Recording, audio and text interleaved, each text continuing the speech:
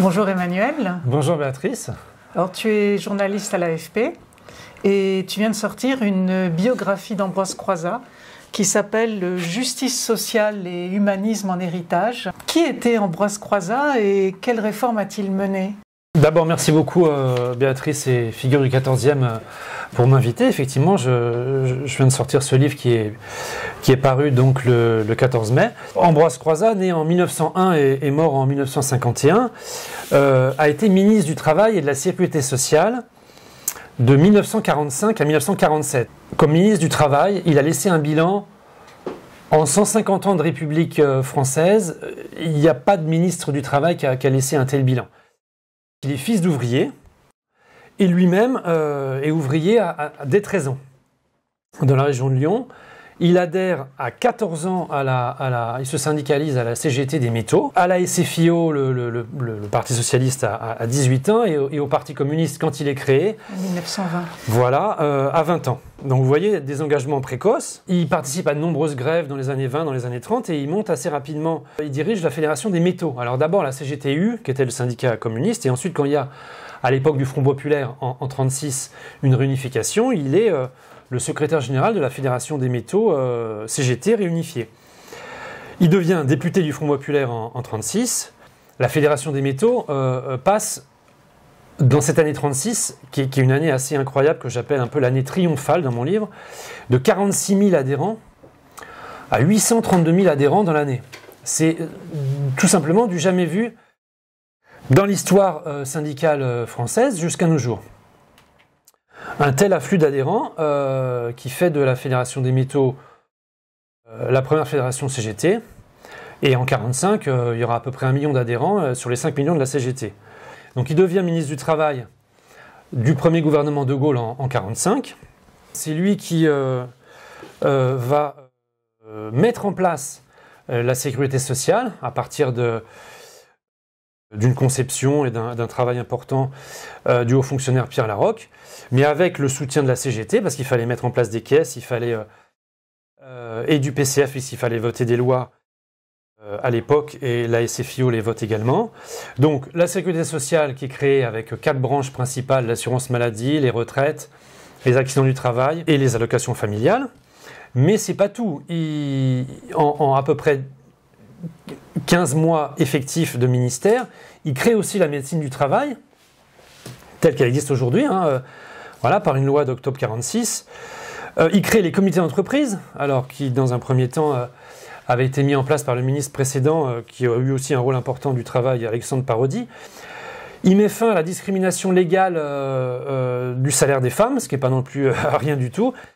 Il y a une longue série de lois que j'énumère d'ailleurs dans mon livre, qui encore aujourd'hui sont au fondement du modèle social français. Est-ce que ces lois portaient le nom d'Ambroise Croizat? Ah oui, alors c'est vraiment une très bonne question, Béatrice, parce que ça touche à des enjeux mémoriels.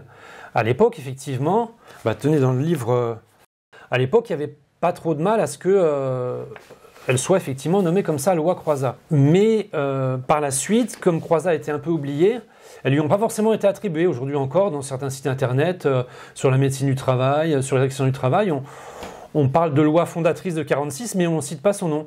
Et donc, on cite plus le nom de Pierre Laroque, c'est ça? Ça dépend quelle loi. Si sur la sécurité sociale, ça peut arriver, mais on cite pas souvent son nom.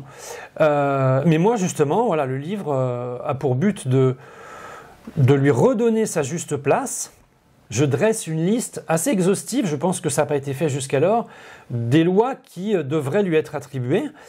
Je cite d'ailleurs Victor Hugo à un moment qui dit « Quand la nuit essaie de revenir, il faut allumer les grandes dates comme on allume des flambeaux ». Et donc dans cette liste, j'explique la loi sur l'assurance maladie, la loi sur les retraites, la loi sur les comités d'entreprise, la loi sur la médecine du travail.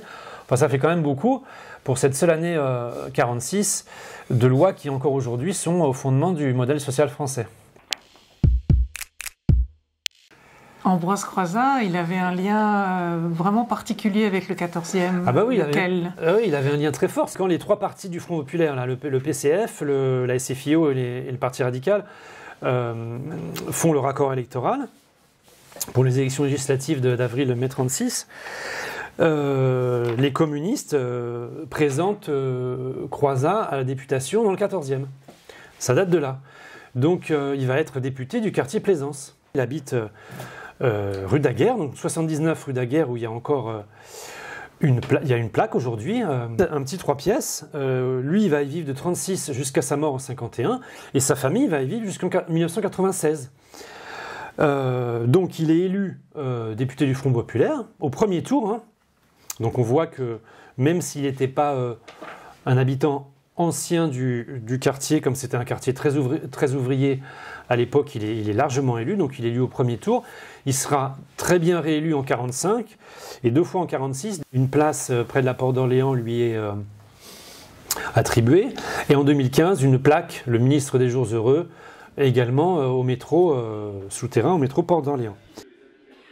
On est métro Porte d'Orléans et dans la suite des hommages mémoriels rendus à Croizat, relativement récemment, donc en 2015, a été installée cette belle plaque qui lui rend hommage, avec notamment ses réalisations, assurance maladie, système de retraite, comité d'entreprise, médecine du travail, égalité salariale légale entre les hommes et les femmes, et avec la référence aux Jours Heureux qui est le nom du programme du Conseil national de la résistance. À la libération de Paris, il tient à rendre hommage à un très grand ami à lui qui était conseiller municipal du 14e et qui a été un grand résistant qui s'appelle Raymond Losserand. Et dès qu'il rentre à Paris, il fait une réunion publique qui aboutira ensuite à donner une rue qui est une des plus grandes rues de la capitale, qui va de Montparnasse à la Porte de Vanves quasiment, à Raymond Losserand, voilà, qui était donc conseiller municipal communiste du quartier dont Croizat était lui député. Un élément important, c'est qu'il a été prisonnier pendant la guerre, Croizat, parce qu'il a suivi la discipline du PCF sur le pacte germano-soviétique. Bref, je ne rentre pas dans les détails, mais il a été à la prison de la Santé. Prison de la Santé qui, au début, entre octobre 39 et début 40. Tout en étant détenu, et il a toujours estimé que ses droits étaient bafoués, qu'il n'aurait jamais dû aller en prison et que c'était pour des raisons politiques qu'on l'avait emprisonné. Il écrit donc à cet écrivain communiste qui s'appelle Jean-Richard Bloch, il écrit « Je représente bien le quartier, donc le quartier Plaisance du 14e, à 2 titres différents, comme député et comme prisonnier d'État. » Quels sont tes projets pour les mois à venir? Le livre vient juste de sortir, mais derrière, j'ai déjà 25 interventions de prévues dans la région parisienne et dans toute la France, et il y en aura d'autres.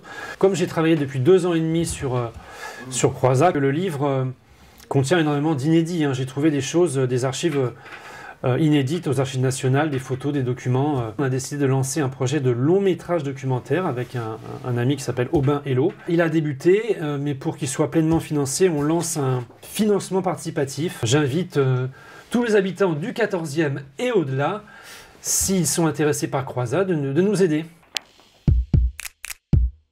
S'il y avait un point commun entre toi et Ambroise Croizat, ça serait lequel? Ah, un point commun.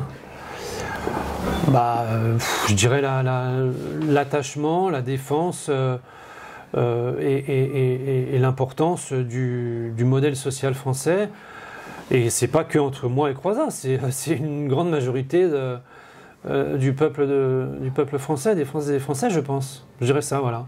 Très bien, merci beaucoup. Un grand merci à Figure du 14e, Béatrice, Alain qui est derrière la caméra et France qui est au dessin pour cette invitation. Franchement, ça m'a fait très plaisir.